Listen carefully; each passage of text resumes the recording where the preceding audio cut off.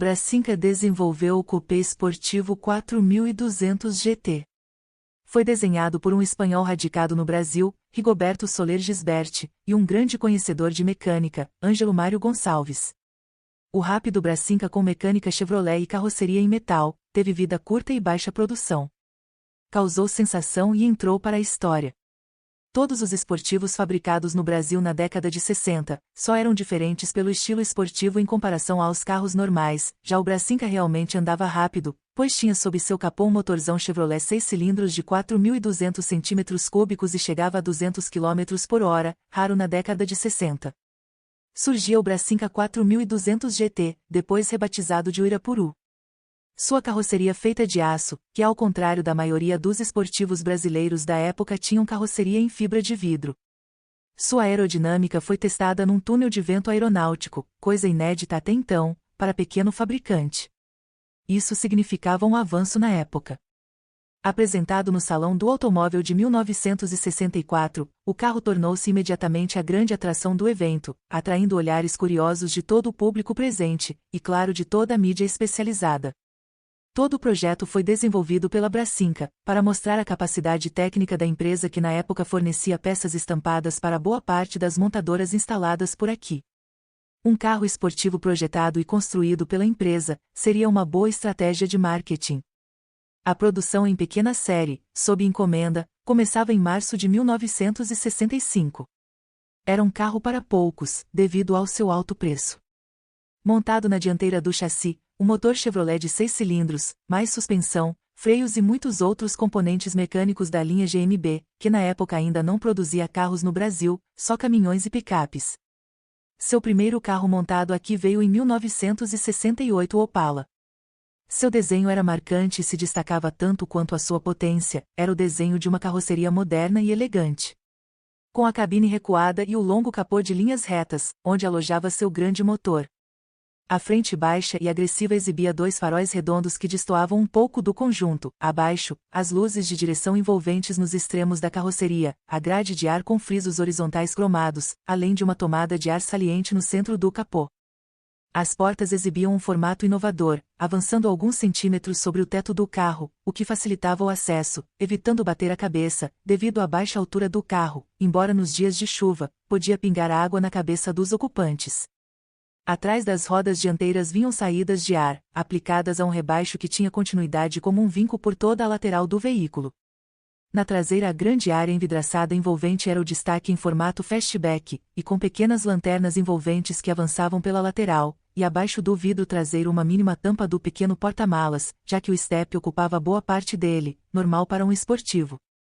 Pensando na segurança do condutor, a Brassinca desenvolveu uma resistente barra anti-capotagem, um chassi de vigas de aço leves e resistentes e integralmente protegidos contra impactos e uma forte viga horizontal separando o compartimento do motor da cabine dos passageiros. O Brassinca 4200 GT Uirapuru fazia de 0 a 100 km por hora sem trocar de marcha, só em primeira, graças ao câmbio Clark de 3 marchas e diferencial longo, que dava uma relação elástica e uma sensação de muito mais potência do que realmente ele tinha. A estabilidade era fantástica, pois a distribuição de pesos era próxima do ideal, 50% na frente e atrás, mas sua tendência em curvas era sobreestressante, saía de traseira primeiro. No interior, um largo console central dividia os bancos reclináveis, é onde ficavam os botões de luzes, bomba de gasolina auxiliar elétrica e limpador de para-brisas. Acima um completo painel revestido em madeira jacarandá, com 7 instrumentos, velocímetro, contagiros, amperímetro, marcador de combustível, pressão do óleo, temperatura de água e relógio de horas. Os comandos bem colocados ao alcance das mãos, volante Valrod de 3 raios com diâmetro grande, que ajudava a aliviar as manobras sem assistência hidráulica. Atrás dos bancos havia um pequeno espaço para bagagem. Nos testes da revista 4 Rodas edição de novembro de 1965, o Brassinca mostrou que era realmente um esportivo potente e maleável apesar de seus 1.200 quilos. O grande motor com câmbio de 3 marchas andava bem em diversas condições sem engasgos. Foram 10,4 segundos de 0 a 100 km por hora e 200 km por hora de máxima no velocímetro com um erro de 3,3%. Segundo o repórter, dava para superar esta marca se estivesse em uma pista apropriada. Freios a tambor nas 4 rodas davam conta de parar o carro. Na época o Brassinca era imbatível tanto no uso urbano quanto na estrada. No final dos testes, a conclusão dos repórteres, o Brassinca para os aficionados é um sonho que se realiza de um carro veloz e surpreendente. Em função dos altos custos gerados pela baixa escala de produção, somadas às turbulências econômicas do país dos anos 60. A Brassinca desinteressou-se pelo carro, optando por transferir os direitos de produção e comercialização a terceiros. Em 1965 o projeto mais o ferramental é vendido para a STV, Sociedade Técnica de Veículos. O carro nesta fase passa oficialmente a se chamar o Irapuru, que antes era só o nome do projeto. A STV continuou produzindo o carro em duas versões, o 4200S com 160 HP e o 4200SS com 180 HP. Externamente a única mudança foi nos faróis, que passaram a ser quadrados, substituindo os antigos redondos.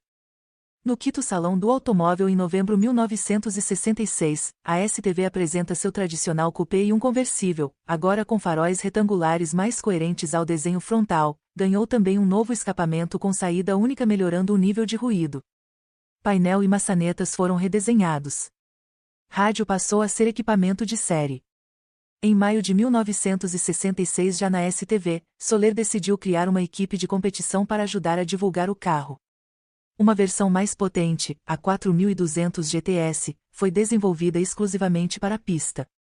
Para explorar melhor o motor mais agressivo, eram usados um câmbio de 4 marchas do Chevrolet Corvette, diferencial autobloqueante e pneus mais largos. Chegava a 210 km por hora. Pouco depois, outra versão de corrida apareceu, o 4200 GTSS, com 6 cavalos adicionais, comando de válvulas Skinderian, diferencial mais longo, freios a disco. Atingia notáveis 230 km por hora. A volta às pistas com essa nova versão foi no 1000 km de Interlagos, pilotado por Walter Ram Jr., e o jornalista e piloto Expedito Marazzi.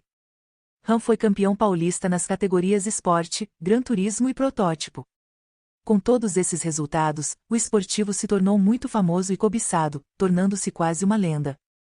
Naquela época, entre os entusiastas, quando se falava em esportivo nacional veloz, o Irapuru era unanimidade. Um fato curioso e motivo de muitas polêmicas foi o caso da montadora inglesa Jensen, que em 1966 apresentou o modelo Interceptor, nitidamente inspirado, ou plagiado, no Irapuru. Note-se que o carro inglês foi lançado 2 anos depois do brasileiro, de 1964. A Brassinca protestou na época, mas não se sabe ao certo como isso acabou. Coincidência ou não, o fato é que foi muito parecido mesmo, de todos os ângulos. Dúvidas e polêmicas só aumentaram o carisma do nosso carro esporte.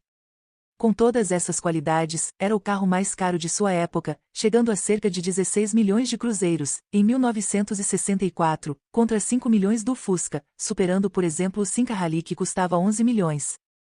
Em julho de 1967, com a falência da STV, o Brassinca 4200 GT Irapuru encerrou a produção. Desde o início da produção em 1964, um total de 77 exemplares incluindo todas as versões foram construídos, dos quais apenas 3 são conversíveis. Devido à baixa produção, restam poucas peças que agora estão nas mãos de colecionadores. Para ver uma cópia de perto apenas em eventos de carros antigos. Um belo e veloz carro, criado para competir com os importados, saiu de cena, deixando para trás a nostalgia de um dos mais autênticos esportivos fabricados no Brasil. A Brassinca continuou produzindo carrocerias, produzindo picapes especiais e caçambas para Saveiro, por exemplo. Rigoberto Soler trabalhou para uma empresa de consultoria para projetos de veículos em São Paulo.